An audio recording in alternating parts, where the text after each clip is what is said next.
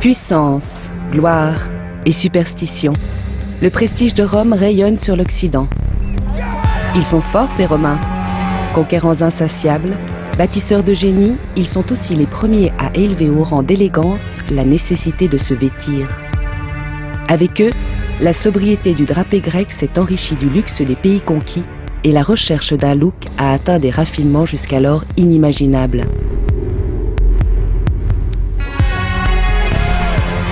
Six siècles de toute puissance, de jeu, de brutalité, mais aussi de culte de la beauté, de l'allure glamour et de religion du pli qui peut tourner à l'hystérie.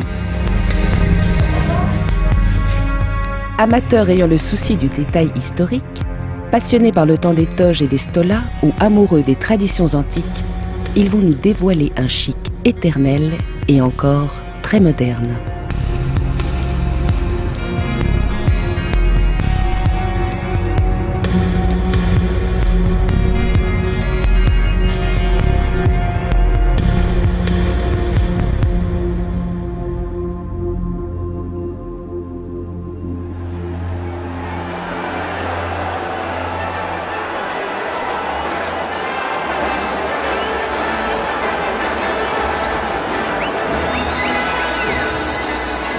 Au temps glorieux de la Rome antique, la grande mode, c'est d'aller assister aux jeux du cirque, mais aussi de s'habiller dans une tenue digne de l'événement.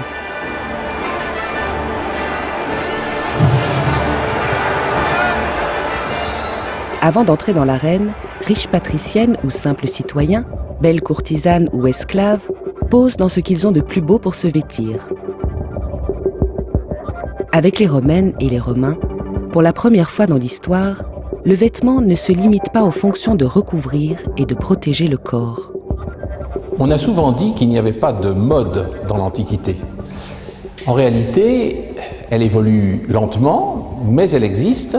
Et la mode, à Rome, le vêtement plus exactement, c'est une question sociale, c'est une question de rang. Et quand on parle de position sociale à Rome, on parle aussitôt d'argent. La tension monte, car l'événement à ne pas rater si l'on veut s'offrir une magnifique garde-robe, à condition de parier, va bientôt arriver. Mais en attendant de célébrer le culte de la vitesse et de la puissance, intervient en levée de rideau la séance de l'exécution du condamné. Les bourreaux sont déguisés en gladiateurs. Ils exécutent les repris de justice ou des martyrs chrétiens dans un simulacre de combat.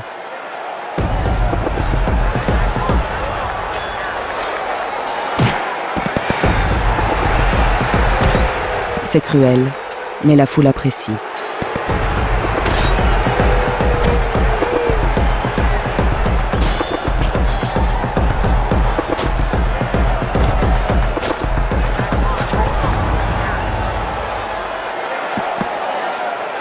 L'empereur se lève enfin pour ordonner l'entrée des 4 Formule 1. À ce moment, les jeux sont faits et les paris arrêtés. Tout Rome se demande qui peut battre l'attelage blanc mené par Dioclès. Dans cette tour de piste, des fortunes vont se faire et se défaire à travers tout l'Empire.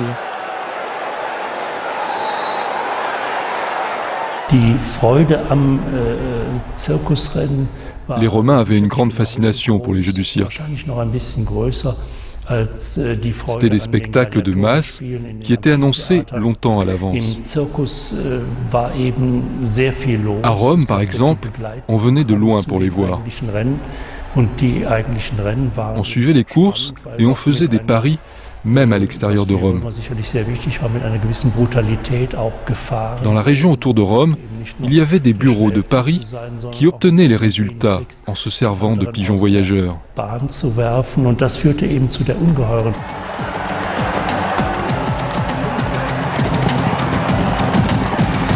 La course est lancée. Dans cette lutte sans merci au triple galop, les auriges, c'est-à-dire les conducteurs de chars qui sont en vert et en blanc, représentent le peuple. Le concurrent en rouge court pour le Sénat. Et enfin, celui en bleu porte la couleur de l'aristocratie. Que ce soit dans l'arène ou dans la rue, le choix des couleurs n'est pas une simple question de goût personnel. S'habiller est aussi une manière d'honorer les dieux.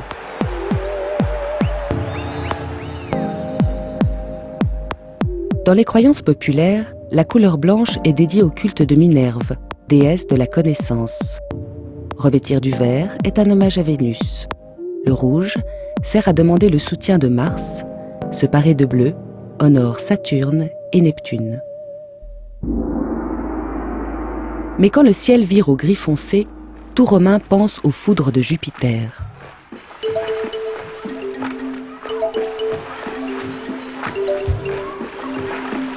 Le philosophe Juvénal, méprisant, ramenait l'Empire à une simple formule, du pain et des jeux.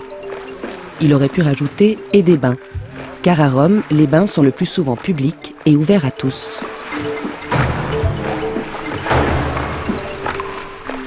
Pour ces patriciens, après avoir sué dans les gradins du stade, se rendre au bain par une chaleur lourde et orageuse est toujours un moment divin. Car hygiène et soins du corps sont donc indissociables de l'élégance dans l'esprit d'un citoyen de Rome.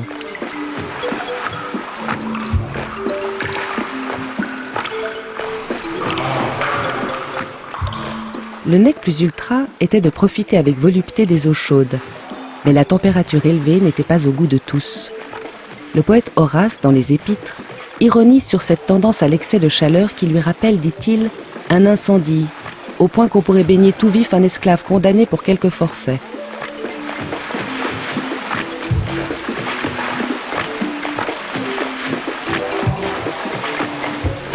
Dans l'atmosphère plus ou moins chaleureuse, les bains sont aussi l'occasion de prendre soin de son système pileux en se rasant de près. À Rome, au 1er siècle de notre ère, seuls les philosophes et les hommes portant le deuil avaient tendance à se laisser pousser la barbe.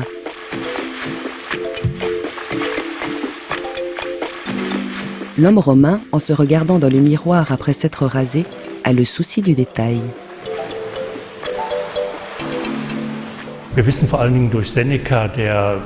Sénèque prétend avoir habité à côté d'un bain public et raconte avec beaucoup de précision les usages en vigueur. Selon lui, les Romains y allaient pour discuter, pour se faire masser ou se faire épiler. Il écrit même qu'il lui arrivait d'entendre chaque cri des clients qui se faisaient arracher les poils des oreilles ou du nez.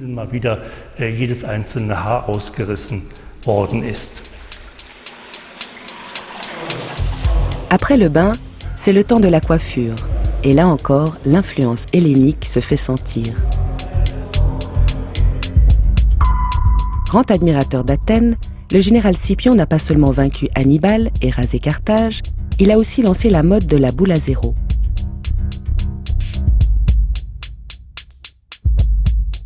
Deux siècles plus tard, avec l'avènement de l'Empire, les allures capillaires masculines vont devenir nettement plus maniérées, car la coiffure se transforme en atout de séduction.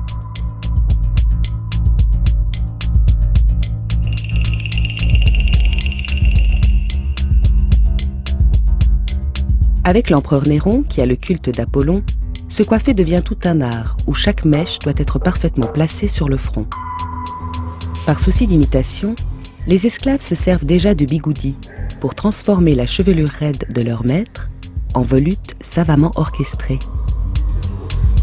Sénèque fustige ceux qui, comme Gabinius, passent leur temps à se faire des bouclettes. Quelle indignation! Si quelque détail n'est pas bien en ordre et si tout ne retombe pas en boucles égales. Pour eux, le bouleversement de l'État est moins important que leur chevelure.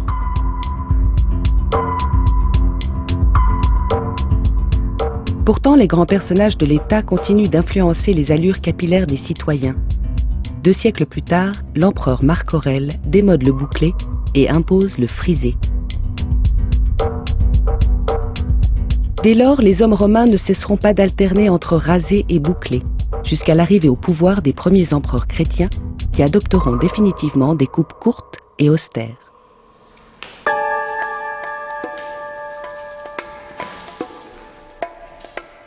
Une fois lavés et coiffés, qu'ils soient simples citoyens, riches patriciens ou empereurs, ils vont tous devoir revêtir une toge, une simple pièce de tissu. Mais les différentes manières de la revêtir sont tout un art, qui va devenir un signe du prestige de l'Empire. À l'origine, le mot toge veut dire couverture. Elle est donc logiquement de dimension rectangulaire. Mais très vite, elle va s'arrondir. Quand la toge apparaît, elle est plutôt serrée, adhérant au corps. On l'appelle en latin la toga exigua. Sous le règne d'Auguste, elle commence à devenir plus grande. Il faut la draper car elle est devenue beaucoup plus large. Il est tout à fait possible que son agrandissement corresponde à l'élargissement de l'Empire romain.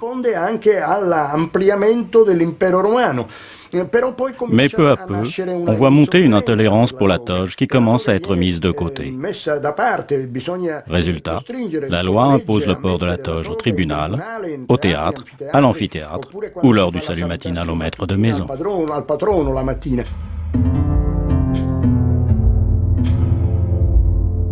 Si au 1er siècle après Jésus-Christ, à l'époque de l'empereur Auguste, la toge signe l'appartenance à la citoyenneté romaine, pour un grand orateur comme Hortensius, elle doit être à la dimension de son talent.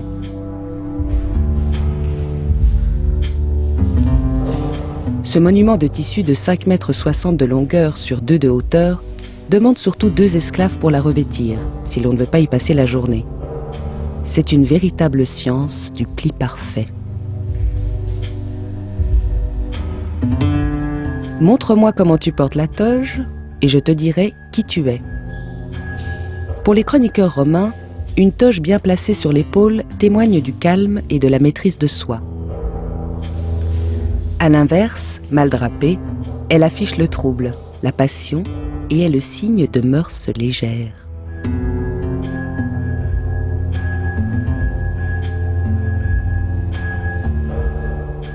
L'avocat Hortensius est un véritable puriste dans la manière de ne laisser aucun pli au hasard, et la moindre imperfection est pour lui intolérable.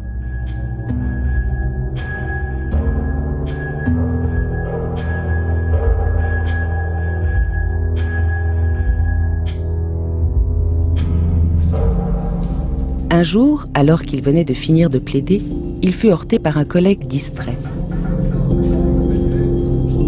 Dans le choc, son chef-d'œuvre plissé fut désordonné. Furieux, il n'hésita pas à assigner en justice le responsable pour demander réparation.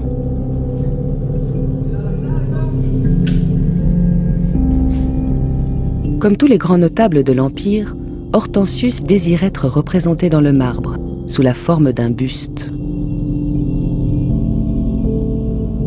Comme cela, les plis de sa toge deviendront inaltérables et défieront cette fois le temps.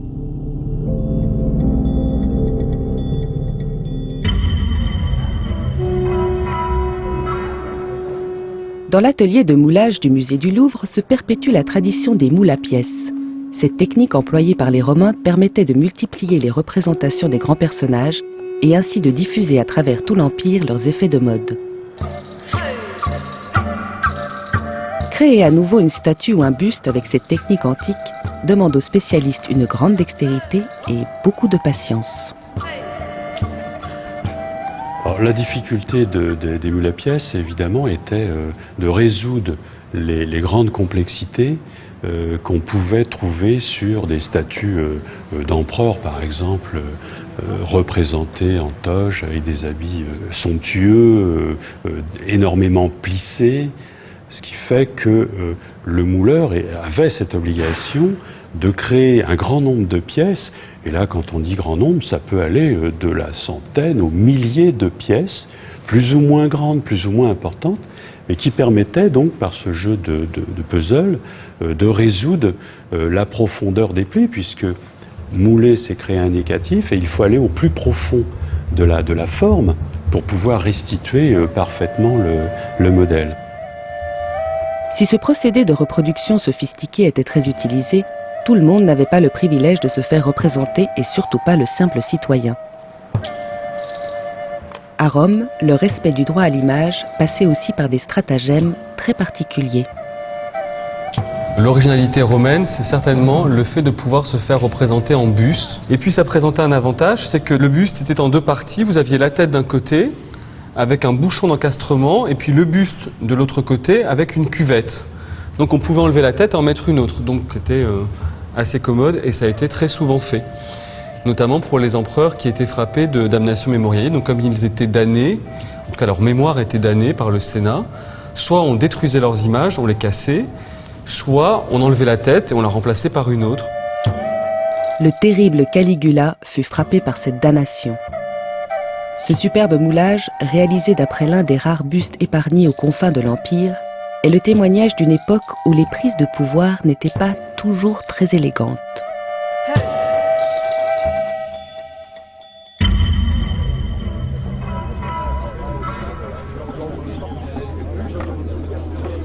Sur les marchés romains, les étoffes de laine ou de lin offrent le meilleur rapport qualité-prix. En provenance d'Égypte, le coton, lui, n'est pas encore très répandu. Et de leur côté, le cuir et les fourrures ne sont pas encore très prisés. La douceur du climat n'est certainement pas très étrangère à ce type de choix.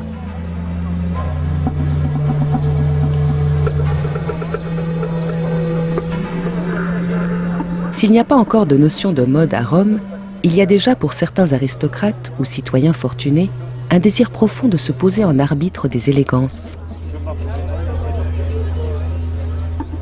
Si l'on en croit Ovide dans l'Art d'aimer, qui explique comment séduire, l'homme doit briller par sa simple élégance, c'est-à-dire une toge propre, une coiffure qui ne soit pas hirsute, bref, un homme qui brille par sa simplicité.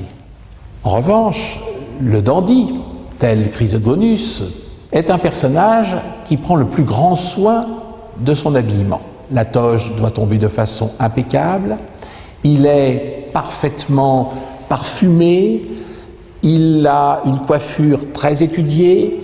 Bref, c'est un personnage que tout le monde regarde et qui paraît parfaitement excentrique. Chrysogonus, esclave affranchi et enrichi par des transactions immobilières douteuses, aime aussi se faire remarquer par le port d'étoffes en fil de soie. D'une brillance et d'une résistance si particulières, elle vient, dit-on, d'un autre empire, qui a réussi à apprivoiser d'étranges insectes capables de produire cette fibre si rare et si précieuse. La soie est un des tissus les plus luxueux qu'on puisse trouver dans l'Antiquité. La vraie soie, la soie blanche, nous savons qu'elle venait de Chang'an, c'est-à-dire la capitale de l'Empire chinois. Elle venait par des caravanes, à la fois par la terre à l'intérieur du continent asiatique et également par la voie maritime en contournant l'Inde et en traversant jusqu'à la mer Rouge pour arriver à Alexandrie.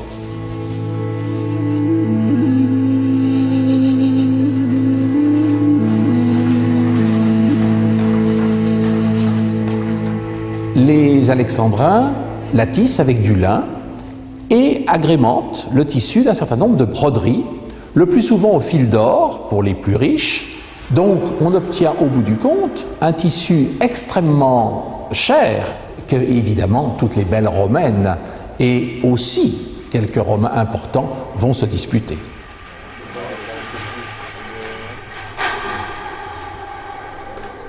Pour porter de la soie à un prix défiant toute concurrence, certains petits malins passent par des négociants grecs, au lieu de l'acheter à un prix exorbitant à des Phéniciens qui l'ont racheté eux-mêmes à des Indiens.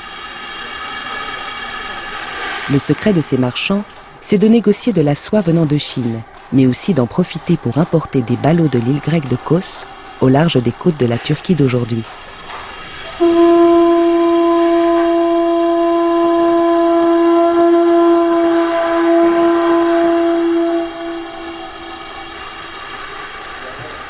Cette soie est plus jaunâtre et prend moins bien la teinture, mais si l'on aime l'originalité de la couleur jaune pâle, comme Chrysogonus, c'est parfait.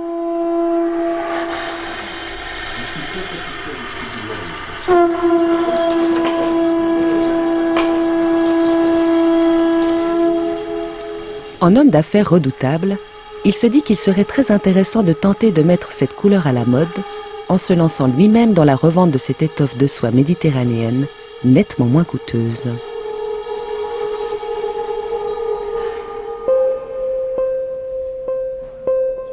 Alors il invite dans son triclinium des notables pour leur vanter la brillance, la finesse de sa nouvelle tenue.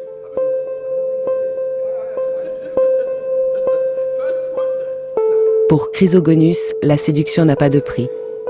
Mais ce premier grand dandy de l'histoire sera rattrapé par les affaires. Son procès, mené par Cicéron, et sa condamnation, lui enlèveront définitivement le goût de porter de la soie.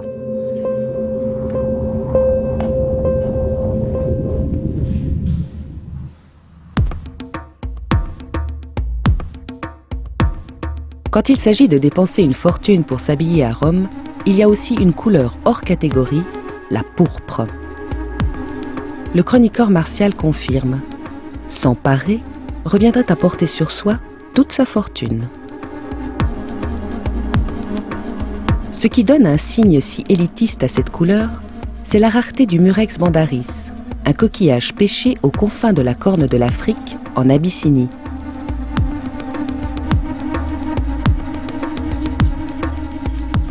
Les pêcheurs de cette région désertique, après avoir fait cuire ces petits crustacés, extraient patiemment une poudre rouge à très haut pouvoir teintant.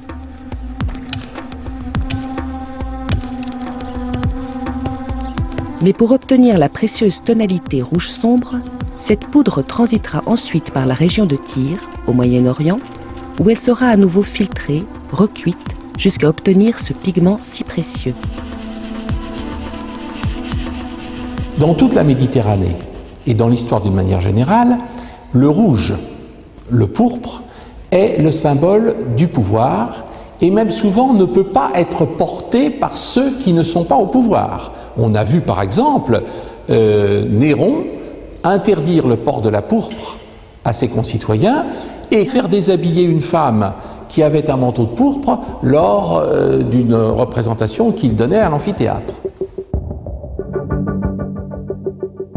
Les successeurs de l'empereur, poètes et mégalomanes, tout en laissant aux sénateurs et aux magistrats la distinction d'en porter, comprirent qu'il serait plus intéressant financièrement d'en démocratiser l'usage pour s'enrichir davantage. À partir de 383 après Jésus-Christ, l'importation et la vente de la pourpre deviennent un monopole impérial.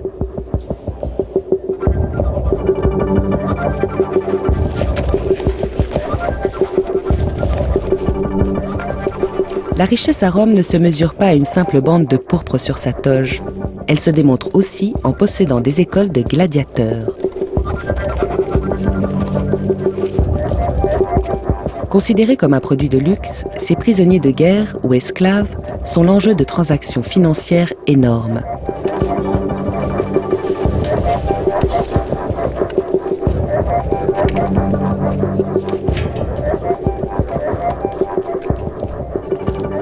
Lorsqu'ils s'équipent, ces athlètes prennent des allures étonnantes que tous les Romains reconnaissent de loin en un clin d'œil. Les casques, par exemple, qui étaient des casques militaires des tribus vaincues, deviennent des casques à proprement parler de gladiature. C'est-à-dire qu'on voit apparaître des grandes crêtes, des visières très larges, et on assiste finalement un petit peu comme au combat de catch moderne, à des gladiateurs qui apparaissent complètement masqués et qui donnent une dimension spectaculaire, un petit peu extraordinaire au combat de gladiateurs.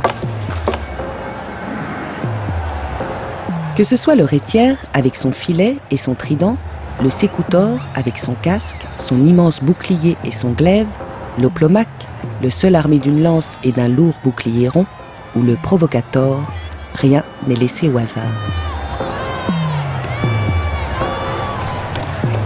Tout est calculé pour créer un équilibre entre les combattants. L'armement et les protections présentent à la fois des avantages ou au contraire des handicaps.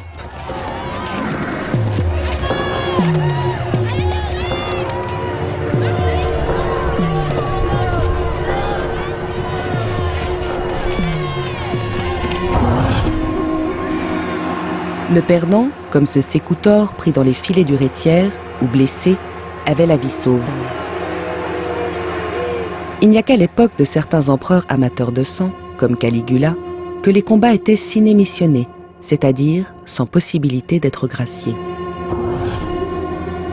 Résultat, non seulement certains gladiateurs avaient des carrières de véritables stars, mais ils servaient de modèle pour d'autres combattants, les légionnaires.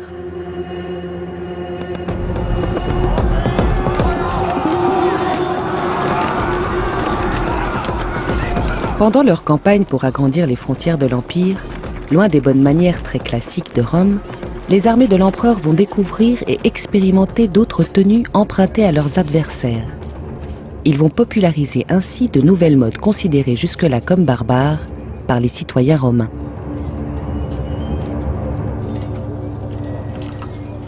La particularité de l'Empire romain, c'est que ce n'est pas Rome qui va s'imposer ailleurs, c'est tout l'Empire qui arrive à Rome, à tout point de vue, que ce soit la cuisine, que ce soit les mœurs, que ce soit les dieux, et notamment, bien entendu, l'art vestimentaire. Après le pallium, manteau grec, rectangulaire, facile à porter soi-même sans avoir besoin d'un esclave pour se l'installer sur le dos, les combattants de Rome découvrent dans la garde-robe celte les braies, une sorte de caleçon flottant, et dans celle gauloise, un autre vêtement avec capuche très pratique, qui sera pourtant vivement décrié à son apparition à Rome.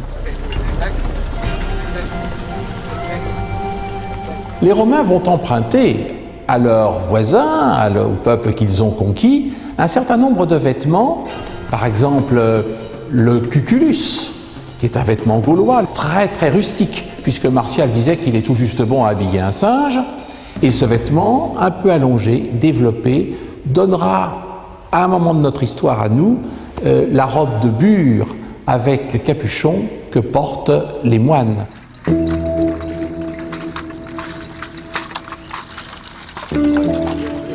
Les Gaulois pacifiés par Rome vont léguer une autre trouvaille, les galligae.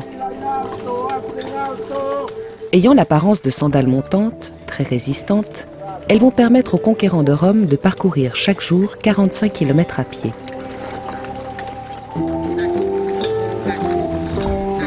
Ce qui a été l'un des éléments primordiaux de l'équipement du légionnaire romain peut être encore aujourd'hui un objet indispensable pour partir à la conquête d'une petite cité du bord de la Méditerranée.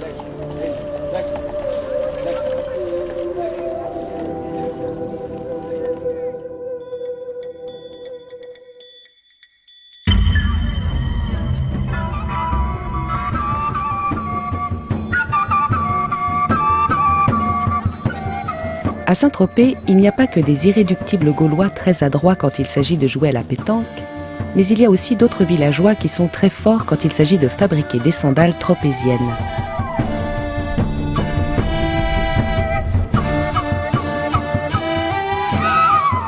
À 2 pas du port, la boutique d'Alain Rondini est l'un des hauts lieux d'une tradition qui a débuté un peu par hasard, il y a 8 décennies.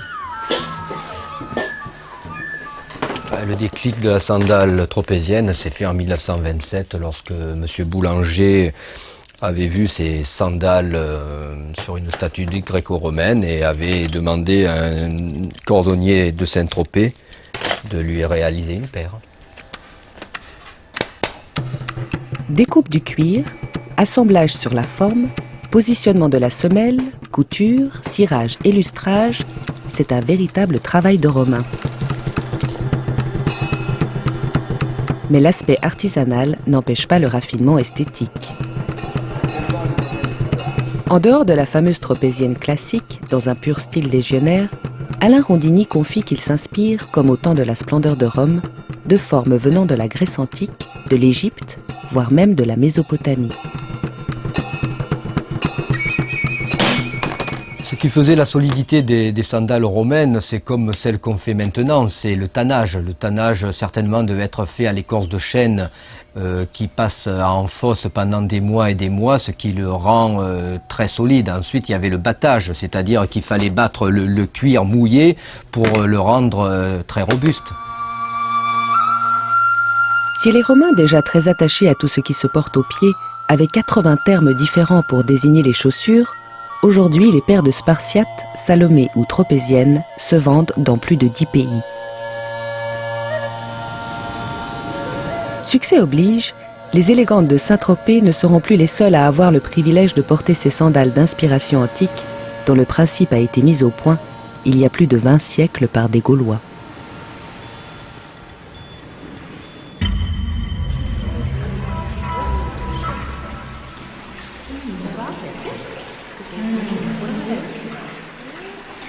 Au 1er siècle de notre ère, les riches patriciennes, pour paraître élégantes de la tête aux pieds, pratiquent avec beaucoup d'assiduité les thermes. Après le bain, elles adorent se prodiguer des soins de beauté et s'enduire de lotions fabriquées à base d'huiles essentielles.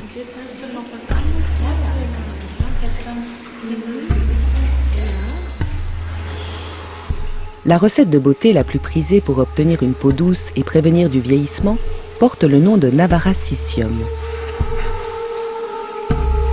Cette lotion est une préparation d'influence indienne que l'on trouve encore aujourd'hui sous le nom de Navarra-Kisi. À base d'eau de rose, de poudre de gingembre pilée et mélangée à de l'huile de sésame, cette lotion comporte des vertus purifiantes et régénératrices pour la peau. Elle est aussi extrêmement relaxante.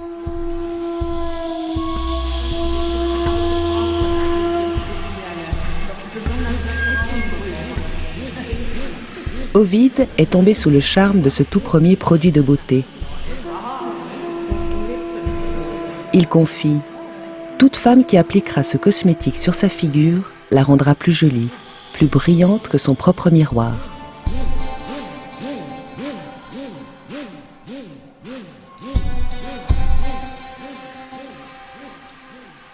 Mais pour prévenir les outrages du temps, d'autres romaines emploient des méthodes plus radicales, en usant de cataplasmes nocturnes et offrent à leur mari, d'après les dires de Martial, la vision matinale d'un visage qui ressemble à un ulcère. Mais ce masque a quelquefois pour la dame d'autres vertus moins avouables. La dame romaine a beaucoup de secrets de beauté. Elle connaît par exemple le masque du mari, qui est un masque de nuit à base de son qui permet d'avoir une peau blanche. On l'appelle le masque du mari parce qu'il empêche l'acte amoureux pendant la nuit, alors que le visage de la dame, reposé et blanchi, est disponible pour l'amant le lendemain. Patriciennes séductrices ou matrones voulant être séduisantes, toutes ces dames passent un temps infini dans leur villa à se préparer, en général, une grande partie de la matinée.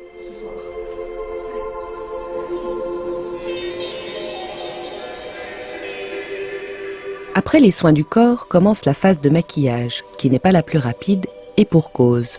La mode est au teint clair dans un pays ensoleillé plus de 280 jours par an, selon le bon vouloir d'Uranus. Alors, pour se blanchir la peau, toutes les recettes sont bonnes.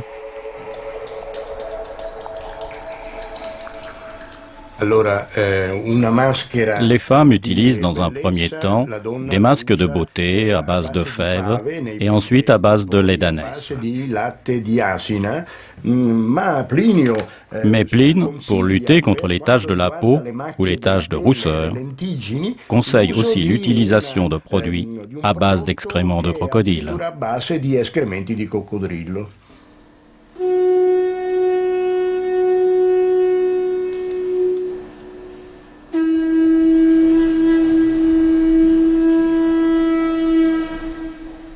Quand il s'agit de mettre en valeur son regard, c'est l'inspiration égyptienne qui prédomine. La riche citoyenne a souvent recours au doigté d'experte d'une esclave venue du Moyen-Orient pour sourler admirablement les yeux avec du kohl.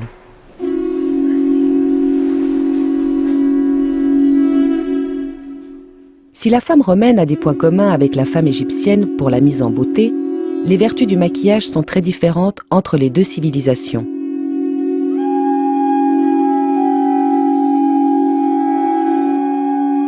L'influence égyptienne est surtout présente dans le fait de se farder, de se mettre des cosmétiques sur le visage. Les couleurs, les formes, les symboles n'ont rien à voir avec la civilisation égyptienne, qui est encore une civilisation qui pratique des rituels de beauté, alors que chez la dame romaine, la pratique de la beauté est totalement séparée du religieux et du rituel. On est dans un usage profane et on se situe très contemporain de la beauté.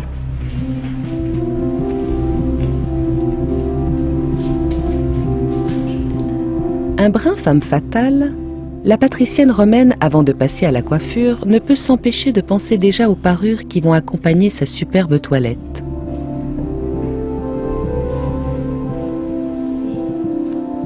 Dans le domaine de la joaillerie, les riches élégantes de Rome avaient atteint un raffinement et une modernité à faire pâlir d'envie, sans l'aide de ces ruses, bien des femmes d'aujourd'hui.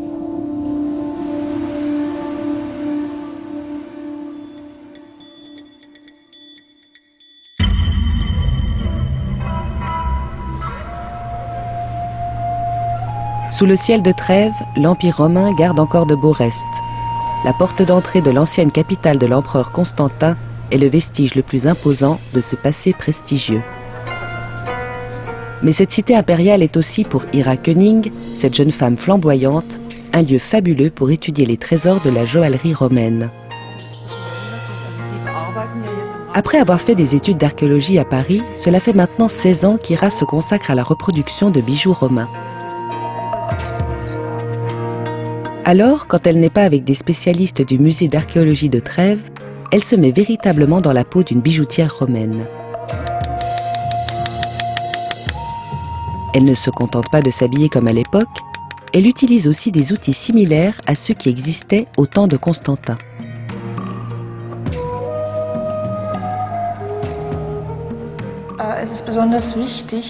Il est important d'utiliser les outils originaux, parce qu'ils laissent des traces particulières sur les bijoux et c'est ce qui permet d'ailleurs d'en prouver l'authenticité. Avec des outils modernes, ça paraît véritablement impossible d'obtenir le même résultat de finition. Alors je demande à des joailliers de me faire des outils à partir de pièces originales avec le même matériau. Ainsi, je peux voir s'il est possible de réaliser un bijou authentique avec cet outil. Ira est experte en fabrication de bagues et propose, comme il y a 2000 ans, des bagues d'hiver plus lourdes et des bagues d'été plus légères. Mais elle ne manque pas de patience et de dextérité quand il s'agit de se lancer dans la réalisation de colliers ou de boucles d'oreilles. Et ce savoir-faire peut être très utile pour les historiens. Des restaurateurs et de jeunes archéologues viennent souvent me voir. Ils ont des questions sur une pièce originale qui a été trouvée, mais aussi sur la manière dont elle a été réalisée. Tous savent que j'ai une longue expérience dans ce domaine et ils veulent voir si je peux confirmer leur théorie sur la méthode de fabrication de l'objet. En fait, ce qui motive Ira König, c'est d'échanger des compétences. Le fait de découvrir, de comparer, d'analyser les trésors de Trèves lui permet aussi d'affiner ses techniques de travail et de pouvoir recréer des copies qui auraient très bien pu se retrouver dans le coffret d'une impératrice.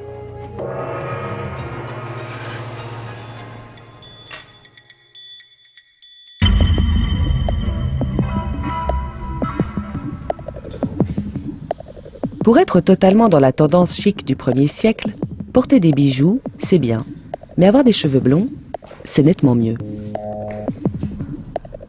Comme si la vogue de la peau claire ne suffisait pas, le culte du blond au pays des femmes superbement brunes est un véritable casse-tête pour les fashion victimes de l'époque. La recette la plus connue, c'est la décoloration de la chevelure à l'aide du sapot gaulois, une teinture obtenue par le mélange de graisse de chèvre, de cendre de hêtre et d'une bonne dose de soufre. Effet garanti, mais les reflets sont plus jaunes que blonds.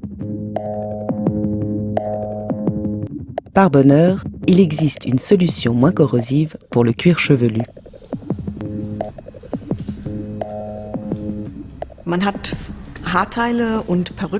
À l'époque romaine, on n'hésitait pas à utiliser des perruques et des postiches pour diversifier les coiffures ou pour avoir des reflets de différentes couleurs. De la Germanie, on importait des cheveux blonds avec lesquels on réalisait des postiches. C'était quelque chose d'exceptionnel parce que c'était noble, rare et très cher.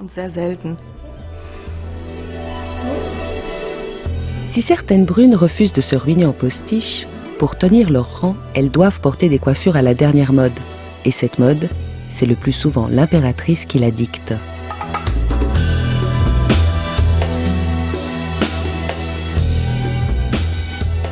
Sous le règne de Trajan, l'impératrice Livie, épouse d'Auguste, porte un chignon très classique. L'impératrice Plottine, elle, lance la surabondance des frisettes et des boucles qui agrandissent la tête des femmes. Dès lors, chaque impératrice prend un malin plaisir à innover. Julia Domna, épouse de Septime Sévère, lance une coiffure mi-longue avec des effets gaufrés par des tresses. Plotie, qui lui succède, recompose cette passion des tresses en véritable casque capillaire que des commentaires plus ironiques de l'époque nommeront « coiffure à la tortue ».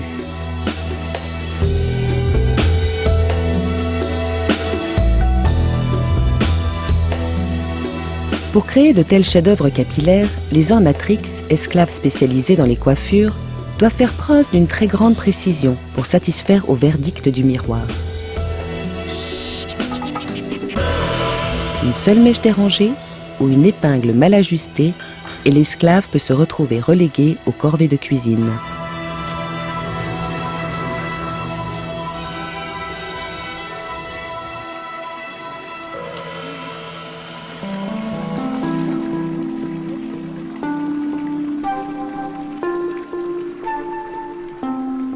Ce qui parachève tout ce cérémonial quotidien dédié au culte de l'élégance, c'est la stola, la déclinaison féminine de la toge masculine.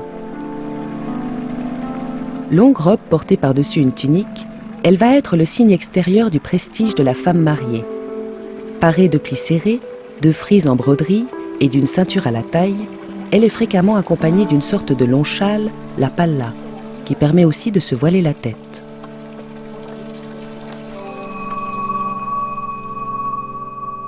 L'accessoire de mode primordial assurant à la femme romaine une silhouette parfaite et qui se porte dès le matin au réveil, c'est le strophium. Cette sorte de brassière en tissu comprime au maximum la poitrine. Par peur d'avoir une poitrine trop forte, les aristocrates n'ont plus rien de la louve romaine et évitent au maximum d'allaiter leur progéniture. Chez les jeunes femmes, les préoccupations de silhouette filiforme prennent une tournure étonnamment actuelle. Les jeunes femmes sont parfois privées de nourriture, on leur donne du vinaigre et on leur serre la taille. Il y a même déjà des anorexies chez les jeunes filles, enfin du moins un amaigrissement qui est destiné à leur faire trouver un mari plus rapidement, puisque l'amaigrissement et la pâleur sont associés à l'érotisme. Ces superbes mosaïques siciliennes attestent que les femmes romaines font preuve d'une coquetterie très moderne. Lorsqu'elles se rendaient au bain ou pratiquaient des activités de gymnastique, elles portaient toujours pour comprimer la poitrine une simple bande en cuir, un mamillaré. Cet ensemble, avec une petite culotte, est le véritable ancêtre du bikini.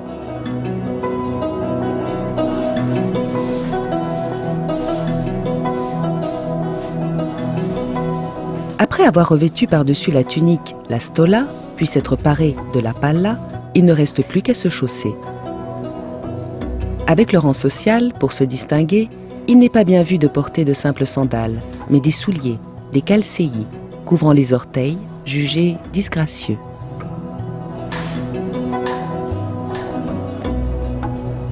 Ces dames superbement parées peuvent enfin sortir de leur villa, et leurs allures ne vont pas laisser les hommes indifférents.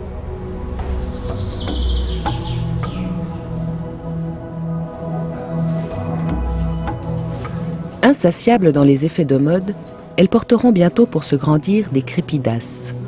Ces sandales à talons sont inspirées par les étonnantes plateformes de bois portées par les personnages du théâtre romain, des cothurnes. Ces plateformes accentuent ainsi l'aspect fantastique de la silhouette de l'acteur.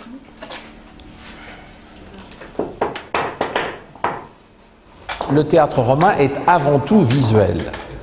Le texte va d'ailleurs avoir tendance à disparaître et ce que le spectateur est venu voir, c'est l'acteur. C'est cette silhouette qu'il aperçoit, qu'il reconnaît à son masque, à son maquillage, à la couleur de son habit, à ses cothurnes, à la position du corps autour du vêtement qui permet de marquer là aussi un sentiment. La façon dont le plissé du manteau va tomber peut exprimer la joie, peut exprimer la tristesse. Et il va suivre l'histoire essentiellement comme nous suivons, nous, un mime.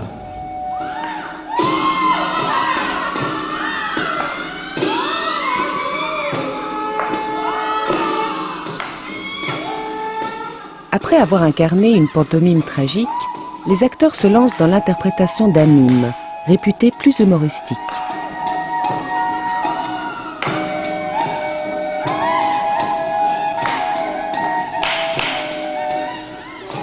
Profitant que cette représentation nocturne se déroule en petit comité, la comédie prend des accents très impudiques.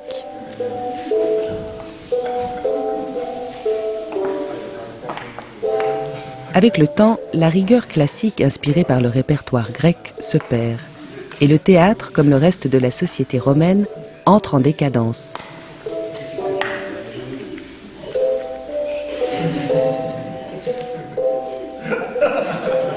Les citoyens et citoyennes de Rome vont s'émanciper des contraintes vestimentaires imposées du temps de la splendeur de l'Empire et adopter la facilité en portant de simples tuniques aux manches plus ou moins longues.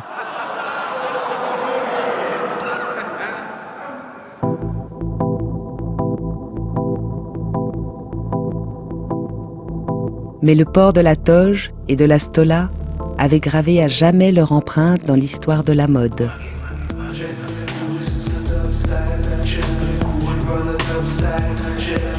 20 siècles plus tard, l'esprit du plissé, nervuré, est remis au goût du jour. La nouvelle égérie de ce retour à l'antique est la jeune créatrice grecque, Sofia Kokosallaki. Cette inspiration pour un glamour millénaire qu'elle dévoile sous le feu des projecteurs est aussi inspirée par la grande couturière des années 30, Madeleine Vionnet, qui avait déjà élevé au rang de chef-d'œuvre l'art du drapé.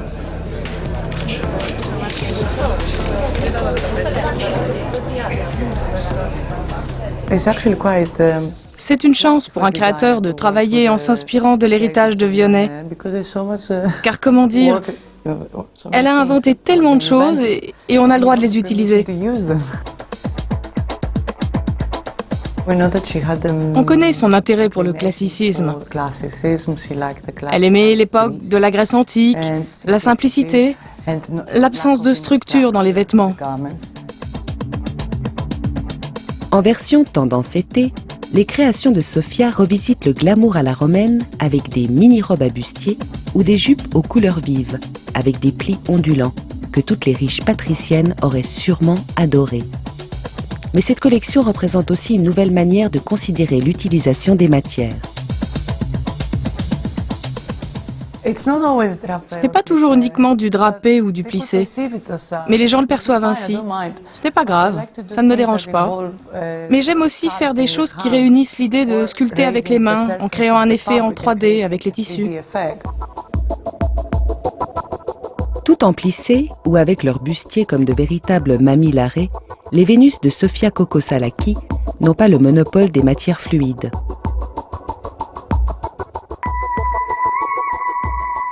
Avec le créateur australien très parisien, Martin Grant, les femmes deviennent de très séduisantes vestales, ayant le culte d'une aisance chic et surtout pas amidonnée. Je pense qu'il y a toujours des références de l'Antiquité, par exemple, parce que c'est vrai que les Grecs, c'était le même principe. L'idée d'avoir juste un morceau de tissu qu'avec une ficelle, on tire et comme ça on a des volumes intéressants et qui sont aussi valorisants pour la femme que quelque chose qui est très près du corps. C'est juste une autre façon de travailler le volume. Robe dos nu, plissé origami habillant le buste de soie pourpre. cet ancien sculpteur aime le défi de la simplicité. En véritable architecte de la silhouette, il préfère calculer d'un coup d'œil le nombre d'or plutôt qu'attirer le regard avec des détails futiles. Déesse sculpturale, aux naïades très martiales, elles répondent à l'image même de la définition de l'élégance actuelle donnée par le dictionnaire, qui se distingue par la grâce, l'aisance, l'agrément de la forme et qui séduit par sa simplicité et sa netteté.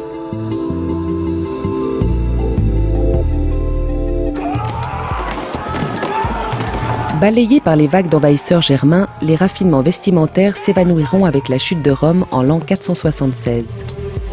Il faudra attendre presque 9 siècles pour que l'on invente enfin des modes où le vêtement masculin se différencie radicalement de la tenue féminine. Après la découverte des fastes de l'Orient, de galants guerriers s'habilleront avec des vêtements taillés sur mesure, pendant que de gentes dames rêveront que leurs preux chevaliers portent leurs couleurs jusqu'à la victoire. Mais avec le somptueux héritage de la statuaire antique, l'élégance à la romaine ne sera jamais totalement oubliée.